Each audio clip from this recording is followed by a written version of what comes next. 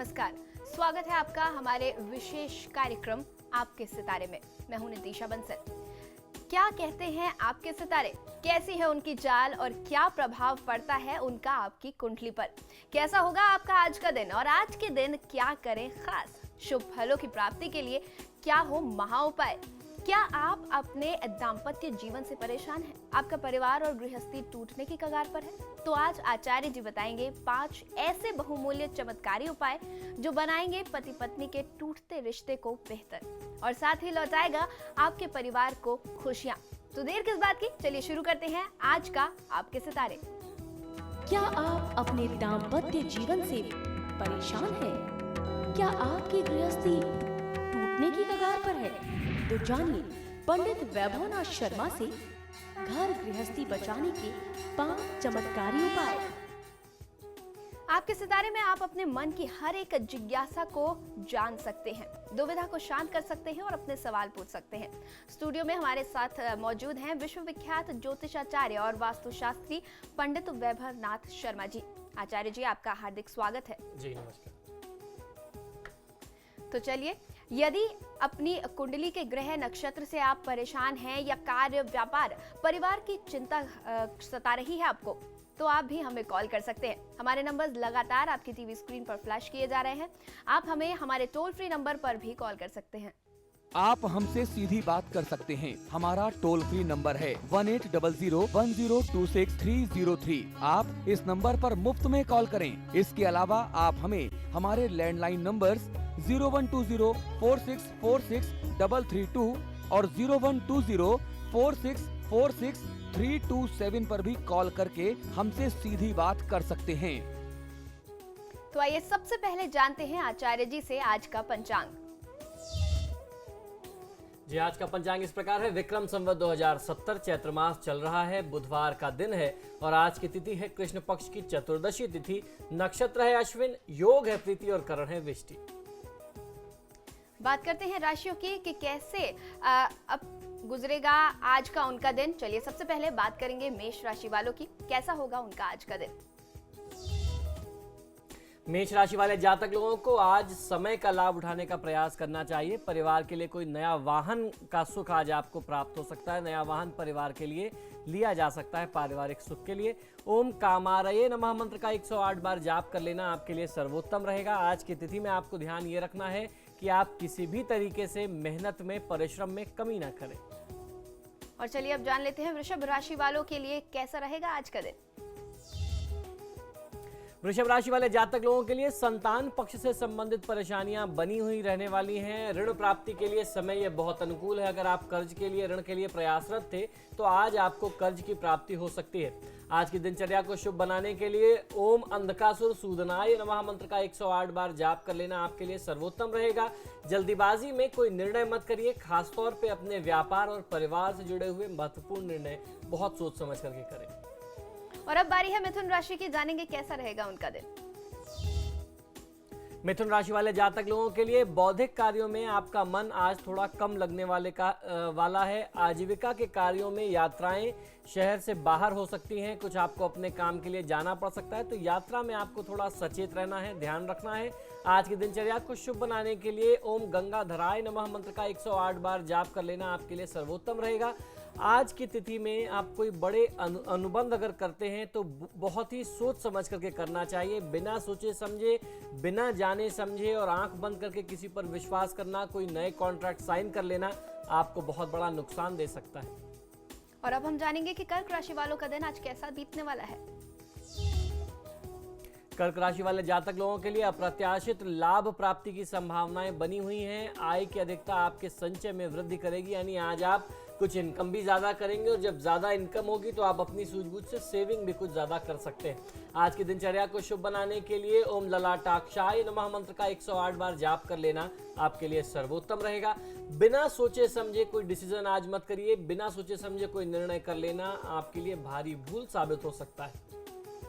और अब जानेंगे कि सिंह राशि वालों का आज का दिन कैसा बीतने वाला है। सिंह राशि वाले जातक लोगों के लिए आज की दिनचर्या में जब आप धन का व्यय करते हैं तो उस समय आपको समझबूझ का प्रयोग करने से धन के व्यर्थ होने से आप बच सकते हैं। साझेदारी क्षेत्र में दिक्कतें बनी हुई रहने वाली हैं। जो भी आप पार्टनरशिप में काम कर रहे थे उसमें प्रॉब्लम रहेगी और स्वास्थ्य में भी आज कुछ उतार चढ़ाव की स्थिति बनी रहने वाली है, तो अपने स्वास्थ्य का ध्यान रखिए। ओम काल कालाय नमः मंत्र का 108 बार जाप कर लेना आपके लिए सर्वोत्तम रहेगा। आज किसी भी परिस्थिति में क्रोध करने से बचना चाहिए। आप जितना क्रोध करेंगे आप अपनी क्षति स्वयं कर लेंगे, तो क्रोध से बचिए। और चलिए अब जान लेते हैं कि कन्या राशि वालों का आज का दिन कैसा रहेगा। कन्या राशि वाले जातक लोगों के लिए आज अपने स्वास्थ्य का ध्यान रखना बहुत ज्यादा अनिवार्य है। खासतौर पर सर्द गर्म से होने वाले रोग जो आपको शीघ्र परेशान करते हैं उनसे आपको सावधानी बरतनी होगी। और आज की तिथि में व्यापार में कोई बहुत बड़े आप एक्सपीरियंस करें या कुछ बहुत बड़े चेंजेस आप उसमें उम्मीद करें, ऐसा आपको आज नहीं करना चाहिए। आज का दिन बहुत ही सामान्य रहने वाला, एक रेगुलर रूटीन का दिन रहेगा। आज कुछ बहुत बड़े एक्सपेरिमेंट करने से भी, कुछ बड़े अनुबंध साइन करने की अगर बात है तो आज का दिन आपको बचा लेना चाहिए। आज की दिनचर्या को शुभ बनाने के लिए ओम कृपा निधये नमः मंत्र का 108 बार जाप कर लेना आपको बहुत अच्छा लाभ दे सकता है। स्वास्थ्य को नजरअंदाज न करें। तो ये था 6 राशियों का हाल। और अब इस वक्त हमारे साथ एक दर्शक जुड़ी हुई है मेरठ से शालू। शालू अपना प्रश्न करें और साथ ही अपना जन्म विवरण भी दें। प्रणाम आचार्य जी। जी नमस्कार, बताइए। मैं जानना चाहती हूँ अपने बारे में। मेरा जन्म तारीख है 31 जनवरी 1970, जी 9:30 बजे सुबह। जन्म स्थान आरा है। जी मेरे पास एक जमीन है, उसमें मेरे मकान का योग कब होगा, कब बनेगा, जी और मैं अपनी बेटी की शादी भी करना चाहती हूँ, तो ये दोनों काम मेरे कब होंगे, जी ये बताइए मुझे। देखिए, आपकी जन्म पत्रिका के अनुसार जहां तक अपने भवन प्राप्ति का आपने प्रश्न किया, आपके पास एक भूमि है जिसपे आप अपना भवन निर्माण करना चाहते हैं, तो ये समय आपके लिए बहुत उपयुक्त है। ये बुध की महादशा में बृहस्पति की अंतर्दशा का समय है। बुध आपकी कुंडली में चतुर्थ और सप्तम भाव के स्वामी हैं और बृहस्पति देव जो हैं वो लग्न और दशम भाव के स्वामी हैं। ऐसी परिस्थिति में भगवान श्री विष्णु और भगवान श्री गणेश की आराधना आपको बहुत अच्छा लाभ दे सकती है।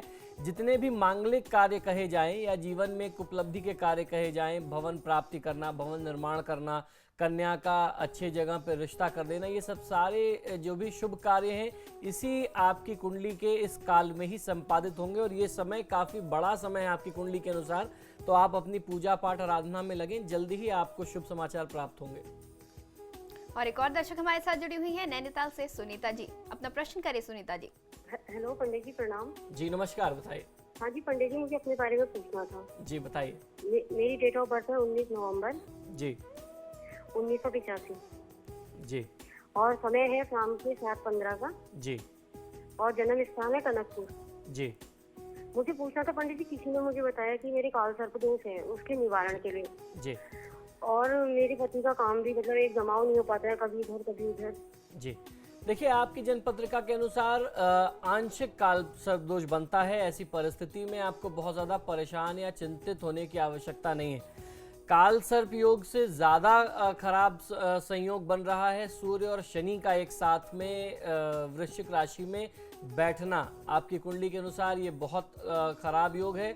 और जहाँ तक आपने अपने पति के व्यापार व्यवसाय की बात कही, तो ये जो संयोग है आपकी कुंडली के अनुसार ये 7वें भाव में बनता है। ऐसी परिस्थिति में आपके अपने संबंध भी प्रभावित रहेंगे और आपके नाम से यदि कोई व्यापार किया जाएगा, कोई अगर आप नौकरी कर रही होंगी तो उसमें भी आपको हमेशा क्षति मिलेगी, परिवार के लोगों को क्षति मिलेगी।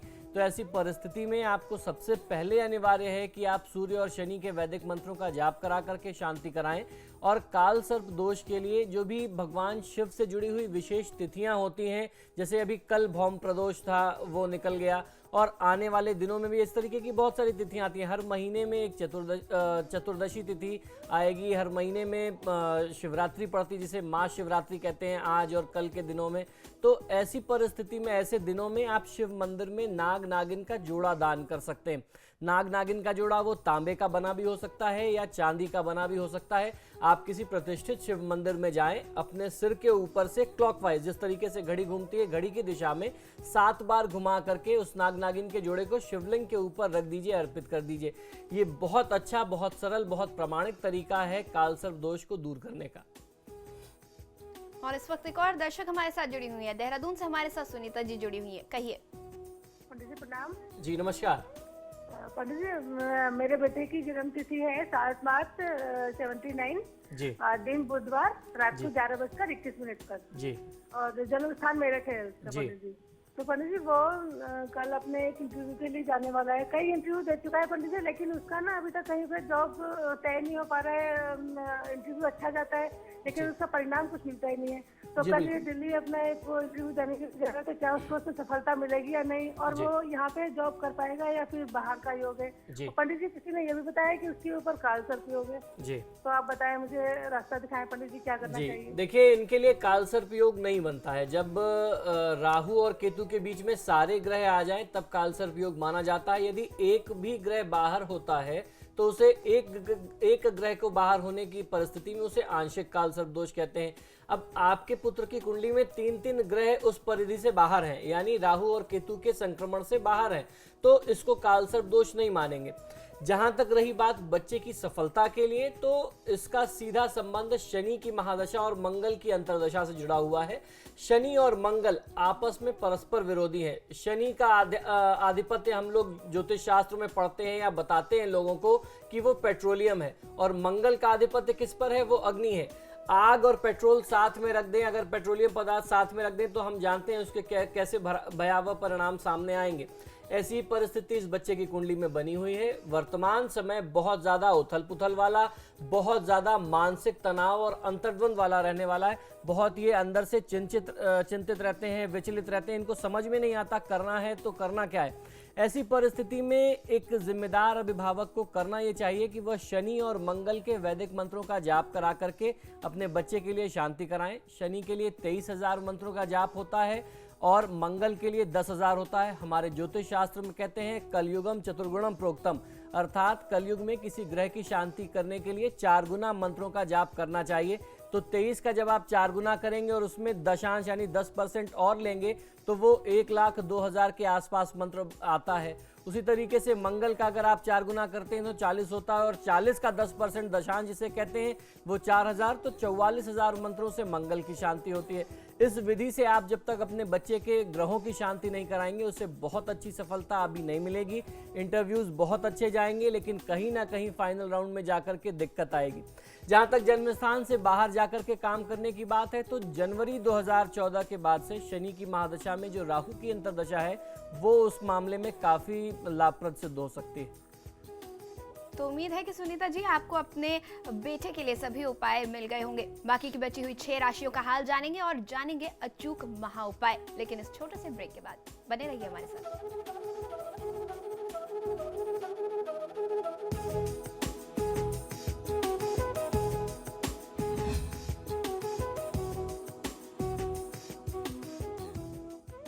ब्रेक के बाद आप सभी का एक बार फिर स्वागत है। तो अब हम जानेंगे बाकी की बची हुई 6 राशियों का हाल, और सबसे पहले बात तुला राशि वालों की, कैसा रहेगा उनका आज का दिन। तुला राशि वाले जातक लोगों के लिए आज कोई विकास संबंधी कार्य आपके परिवार के लिए बहुत उत्तम रहने वाला है। ऐसे किसी कार्य का प्रस्ताव आएगा, आपको उस पर ध्यान अवश्य देना चाहिए। परिवार में हर्ष व खुशी का माहौल बने रहने की संभावना दिखाई देती है। दाम्पत्य जीवन में थोड़ा बहुत तनाव हो सकता है जिसे आप अपनी सूझबूझ से दूर कर सकते हैं। आज की दिनचर्या को शुभ बनाने के लिए ओम भीमाय नमः मंत्र का 108 बार जाप कर लेना आपको बहुत अच्छा लाभ देगा। किसी भी काम को करने में आज ज्यादा जल्दीबाजी मत दिखाइए, बहुत धीरज के साथ, बहुत सोच समझ के साथ काम करें, लाभ मिलेगा। और अब हम जानेंगे कि वृश्चिक राशि वालों के लिए कैसा होगा उनका आज का दिन। वृश्चिक राशि वाले जातक लोगों के लिए आज मित्रों में वृद्धि के संयोग दिखाई देते हैं, यानी आज आपके कुछ नए मित्र बन सकते हैं, नए संपर्क बढ़ेंगे, और उसके साथ साथ संतान से संबंधों को सुधारने के लिए भी आपको अपने प्रयासों में कुछ कमी के योग बनते हैं, तो आपको अपने प्रयास और बढ़ाने चाहिए। संतान के साथ जो एक कम्युनिकेशन गैप है उसको आपको भरना चाहिए, इस दूरी को आपको दूर करना चाहिए। धन प्राप्ति के लिए भी आज की तिथि जो है आपके लिए बहुत अच्छे लाभ लेकर के आई है, तो आज के दिन आपको अपने व्यापार में, कार्य में भी ध्यान देना चाहिए। आज की दिनचर्या को शुभ बनाने के लिए परशु हस्ताय नमः मंत्र का 108 बार जाप कर लेना आपके लिए सर्वोत्तम रहेगा। किसी भी कार्य को करने में या किसी भी चीज को प्राप्त करने में अपनी आकांक्षाओं की सिद्धि के लिए बहुत ज्यादा व्याकुलता मत दिखाइए। और अब जान लेते हैं धनु राशि वालों का कैसा रहेगा आज का दिन। धनु राशि वाले जातक लोगों के लिए दाम्पत्य जीवन के लिए भी सहयोग व मनोविनोद के अवसर लेकर के आएगा आज का दिन। अप्रत्याशित घटनाओं की अधिकता भी हो सकती है। लाभ व हानि दोनों के बराबर योग बने हुए हैं, तो आज का दिन जो है वो आपके लिए बहुत उथल पुथल रहने वाला है, या यूं कह सकते हैं कि बहुत सारी संभावनाओं से भरा है। तो ऐसी परिस्थिति में जब आपको मालूम है कि परिस्थितियां आपके पक्ष में ना बन रही हो, तो भगवत भजन कर लेना चाहिए, भगवान की शरण में जाना चाहिए। ओम मृग पाणिये नमः मंत्र का 108 बार जाप कर लेना आपके ग्रहों की जो भी परिस्थितियां हैं उसको आपके लिए अनुकूल बनाएगा, उसकी नेगेटिविटी को दूर करेगा। आज आपको एक बात और ध्यान रखना है कि आप बहुत छोटी छोटी बात पर बात उत्तेजित ना हो जाएं। आपको छोटी छोटी चीजों में बार बार अग्रेशन नहीं दिखाना है, बहुत ही अपने व्यवहार को शांत रखिए। और अब बारी मकर राशि वालों की, कैसा रहेगा उनका आज का दिन? मकर राशि वाले जातक लोगों के लिए संतान से आपके संबंधों में उतार चढ़ाव के योग बने हुए हैं। कार्यों में आपकी योग्यता की सराहना की जाएगी। आज की दिनचर्या को शुभ बनाने के लिए ओम जटाधराय नमः मंत्र का 108 बार जाप कर लेना आपको लाभ दे सकता है। मन को अशांत होने से रोकना चाहिए। और चलिए अब जानेंगे कुंभ राशि वालों का दिन कैसा बीतने वाला है। कुंभ राशि वाले जातक लोगों के लिए आज आपकी भागदौड़ भी आपको बहुत ज्यादा करनी पड़ सकती है। आपके प्रति उच्चाधिकारियों की भूमिका संदेहपूर्ण बनी हुई है, यानी जो भी कार्य आपके सरकारी अमले में रुके हुए थे या किसी के आश्रित थे, किसी अधिकारी के आश्रित थे, उसको आपकी योग्यता पे, आपके काम पे कुछ डाउट हो सकता है, कुछ संदेह हो सकता है, तो संदेह को दूर करने की आवश्यकता है। अधिकारियों पर कम से कम निर्भरता रखना आपके लिए ज्यादा हितकारी होगा। आप किसी पे डिपेंडेंट मत होइए। अधिकारों का दुरुपयोग करने से भी आपको बचना चाहिए। निर्णय लेते समय दुविधा की स्थिति बनी रहने वाली है, और ऐसी दुविधा की स्थिति में जब आप कोई निर्णय न कर सके तो परिवार के जो बड़े बुजुर्ग लोग हैं, अनुभवी लोग हैं, उनसे सलाह मशवरा अवश्य कर लेना चाहिए। आज की दिनचर्या को शुभ बनाने के लिए ओम कैलाश वासिने नमः मंत्र का 108 बार जाप कर लेना आपके लिए सर्वोत्तम रहेगा। आज आपको क्रोधित नहीं होना है, क्रोध से बचना है, क्योंकि आपका क्रोध जो है वो आपके बनते हुए कार्य को स्वयं प्रभावित कर देगा। और अब बात करेंगे मीन राशि वालों की, कैसा रहेगा उनका आज का दिन। मीन राशि वाले जातक लोग आज की तिथि में आप स्वभाव से प्रगतिशील बने रहेंगे। आपको कुछ न कुछ लगातार करते रहने और आगे बढ़ने का आज एक जज्बा बना रहेगा। आय के क्षेत्र में अन्य परेशानियों में कमी करने के लिए आपको अधिकारियों के साथ अपने संबंधों को सुधारने की आवश्यकता है, तो आपको कहीं उनकी कृपा से, उनकी सहायता से बहुत अच्छा लाभ मिल जाएगा। आज की दिनचर्या को शुभ बनाने के लिए ओम कवचिने नमः मंत्र का 108 बार जाप कर लेना आपके हित में रहेगा। आज कड़वा मत बोलिए, जब भी बोले तो मीठे बोल बोले।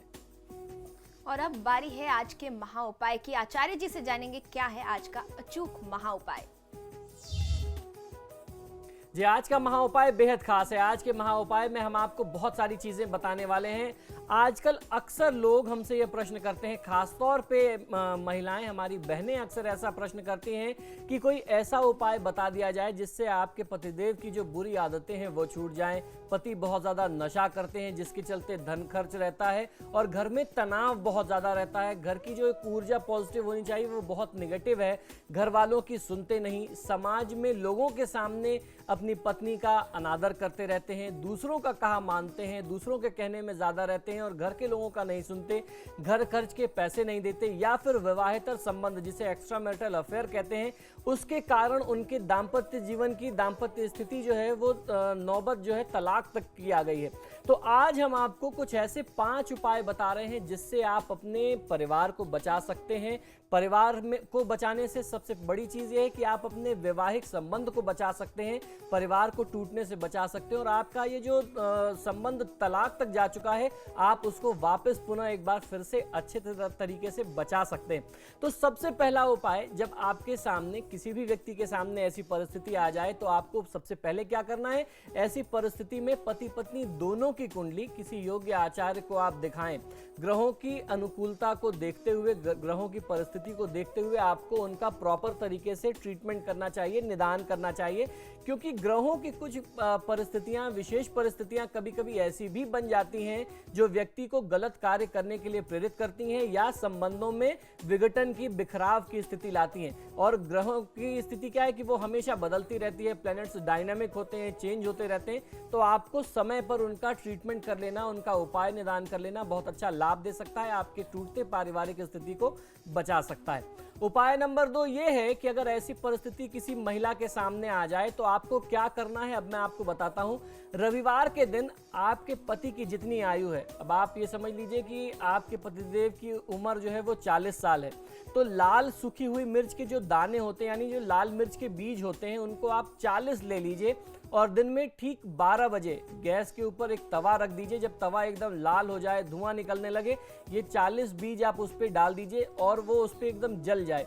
जब आप ऐसा तवे पे कर रहे हो तो आपको ऐसे समय में ये प्रयोग करना है जिस समय आपके पतिदेव आपके घर में हो, और अगर वो आपके आसपास नहीं है तो आप उनको अपने आसपास बुला सकते हैं, जिससे ये धुआं, ये गंध जो है उन्हें लगना चाहिए। जब ये उन्हें लगेगा और ये प्रयोग आप नियमित 3 रविवार करेंगे तो जितनी भी प्रकार की बुरी आदतें हैं, जो कुछ भी उनके साथ ऊपरी बाधा है, वो तत्काल दूर हो जाएगी और वो परिवार के कहने के अनुसार ही काम करने लगेंगे। उनको एक सद्बुद्धि की प्राप्ति होगी।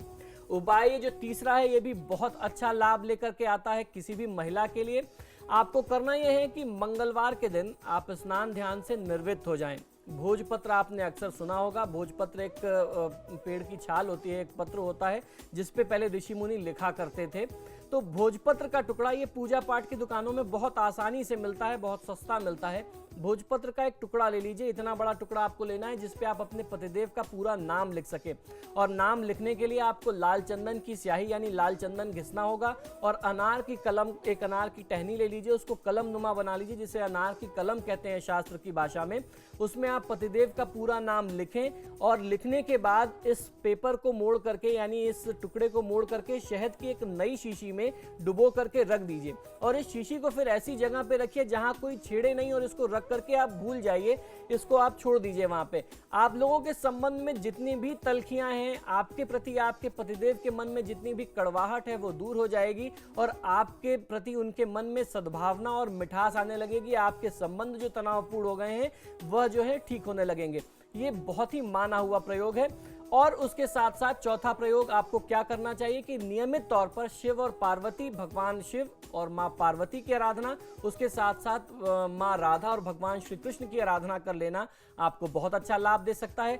शुक्रवार के दिन मां पार्वती को सुहाग सामग्री अर्पित करना और पार्वती मांगल्य, मंगला गौरी स्तोत्र जैसे पाठों का आपको प्रयोग करना, पाठ करना नियमित तौर पे बहुत अच्छा लाभ लेकर के आता है। ये कुछ ऐसे छोटे छोटे सामान्य से प्रयोग हैं जिससे आपके संबंध में जो बिखराव की स्थिति है, तलाक की स्थिति है, या अक्सर लोग कहते हैं हम लोगों से how to get my husband back, आप इस तरीके से इस प्रयोग को कर सकते हैं। आपके संबंधों में जो तनाव है वो तत्काल दूर होंगे और आपका वैवाहिक संबंध पहले की तरह फिर से सुखद और सौहार्दपूर्ण हो जाएगा। बहुत बहुत शुक्रिया आचार्य जी। इसके साथ ही आपके सितारे में आज के लिए बस इतना ही। कल फिर हम आपसे मिलेंगे। खबरों के लिए देखते रहिए समाचार प्लस।